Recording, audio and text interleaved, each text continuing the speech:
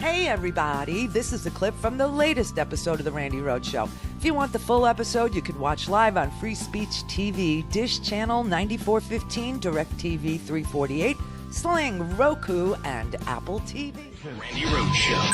Turn up your mind. Those, they had on tactical gear, bulletproof vests. They were ready to go.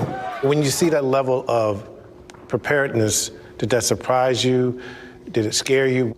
I was scared. I was absolutely scared. I'm on this platform. I'm a big guy. I'm 6'7". I'm this giant person. And we had our guns out, and I'm thinking, all these people out there, they're armed too. And I'm like, I'm gonna get shot. They're gonna take me out. I remember at one point I said, how is this gonna end? It wasn't just a mob or a bunch of thugs, you know? They were terrorists. They tried to disrupt this country's democracy. That was their goal. And you know what? Y'all failed. Wow, that's Capitol Police Officer Harry Dunn in an interview this morning on Good Morning America, telling you that these insurrectionists were ready to overthrow the government and that the Capitol Police was terrified, that they came as terrorists, they acted as terrorists, they threatened as terrorists, and they should be treated as terrorists. I mean, it's just so unbelievable.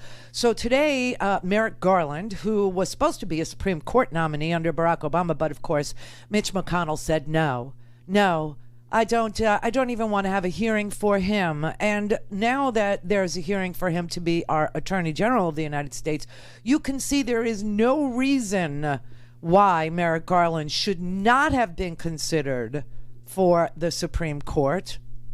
Zero reason.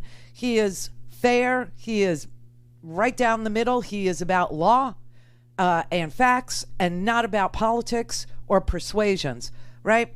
And so he was asked about this Capitol insurrection and whether or not, as Attorney General of the United States, he would investigate it. And would he investigate it all the way to wherever it leads, even if it leads all the way to, I don't know, Roger Stone or Alex Jones or Donald Trump or Ali Alexander or any of the people who weren't there but organized it.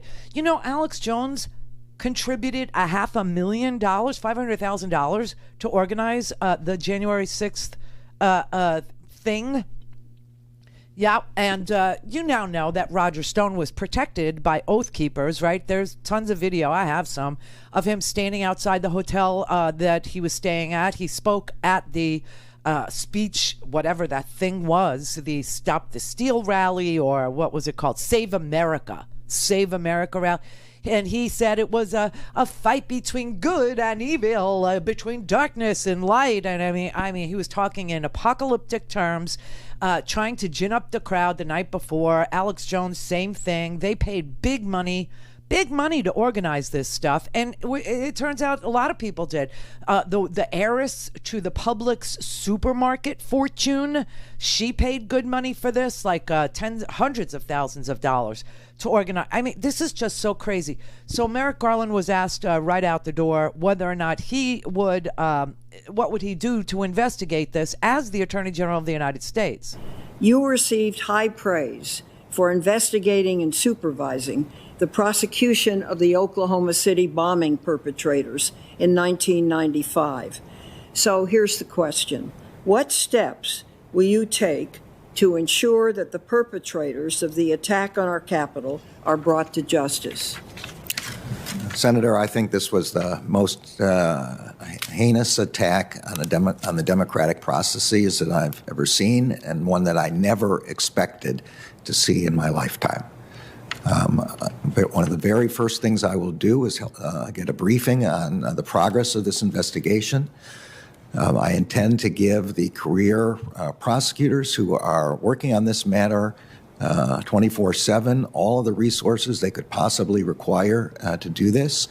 And at the same time, I intend to make sure that we look more broadly, to look at where this is coming from, what other groups there might be that could raise the same problem in the future, and that we protect the American people. And I know that FBI director has made the same commitment. Okay, so he's in. He's definitely in to look at. And in fact, Sheldon Whitehouse, who just, I have such a crazy crush on him. Brett does too. He asked, will he follow the story? Will he follow the breadcrumbs wherever they lead? With respect to January 6th, I'd like to make sure that you are willing to look upstream from the actual occupants who assaulted the building, in the same way that in a drug case, you would look upstream from the street dealers to try to find the kingpins, and that you will not rule out investigation of funders, organizers, ringleaders, or aiders and abettors who were not present in the Capitol on January 6th. Senator, fair question?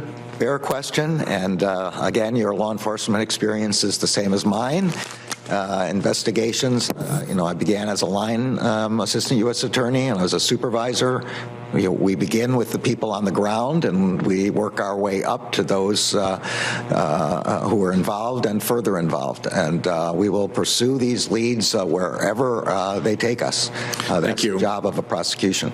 That is the job of a prosecution. And the truth is that the United States is investigating the ties between Roger Stone, Alex Jones, Ali Alexander, some of the big money funders of this Save America crap, Oath Keepers and 3%ers and Proud Boys that were protecting Roger Stone, acting as security. Now we know that this one girl, Jessica Watkins, she claimed that she had met with the Secret Service prior to the insurrection, and that her job that day was to be private security for members of the House and members of the we now know that there were 57 GOP state and local officials at this rally. I mean, this thing is huge. It's gigantic. Okay, it's really, really big. And tomorrow begins the hearings on the insurrection. Tomorrow, the Senate have invited the police chiefs.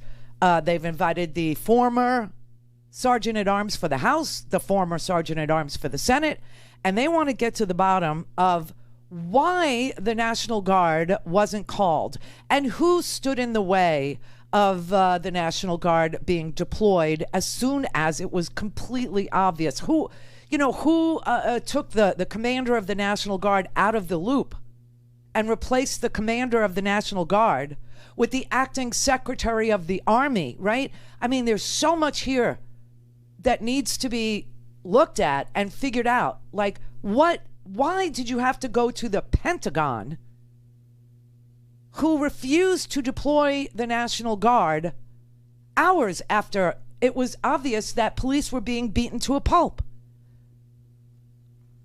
Obviously, the House side had been breached. The Senate side had been breached. There's a timeline that is so excruciating to read today, and it will all get discussed tomorrow at the Senate hearing. The House hearing will be on Thursday, but the Senate hearing is tomorrow.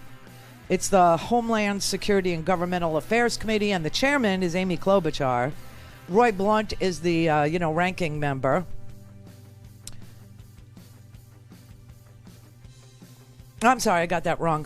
Gary Peters of Michigan is the chairman, the Democrat from Michigan, and Rob Portman is the ranking member.